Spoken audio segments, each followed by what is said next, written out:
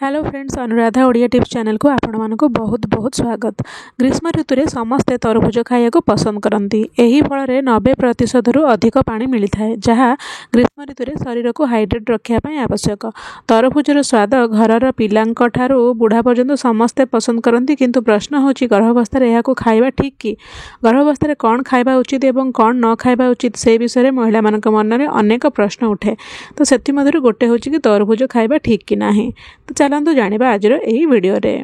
गर्भावस्था तरभुज खाଇବା संपूर्ण निरापद। तरभुज protein, iron, zinc, calcium, vitamin A भली अनेक पोषक तत्व रही है। तरभुजर यही पोषक तत्व गर्भरे बढ़ुवा शिशुर शारीरिक और मानसिक विकास में सहायता करे। तरभुज एक कूलिंग इफेक्ट थाए एवं एथिरे थिबा फाइबर गर्भावस्था एसिडिटी बा छाती जलिबा समस्या मध्य मुक्ति देता।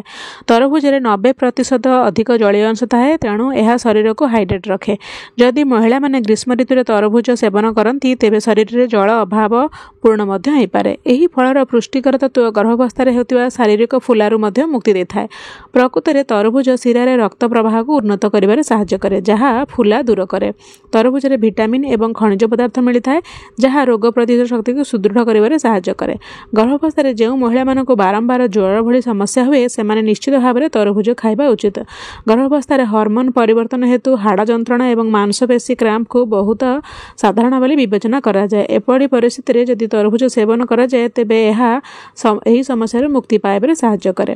तेज चलते जाना कि गर्भावस्था गोटे दिन में केते तरभुज खाଇବା उचित। गर्भावस्था महिला माने जेकोसी फल सीमित परिमाण में खाଇବା उचित। विशेषज्ञ मैंने विश्वास करती कि गर्भावस्था जड़े महिला प्रतिदिन 300 ରୁ 400 ग्राम तरभुज खाଇବା संपूर्ण निरापद। गर्भावस्था प्रत्येक महिला एक सेंसिटिव पर्याय, तेणु फ्रिज रखा एवं कटा तरभुज खाइबार दूरे रहा उचित। यथासंभव जड़े गर्भवती महिला केवल ताजा तरभुज खाଇବା उचित।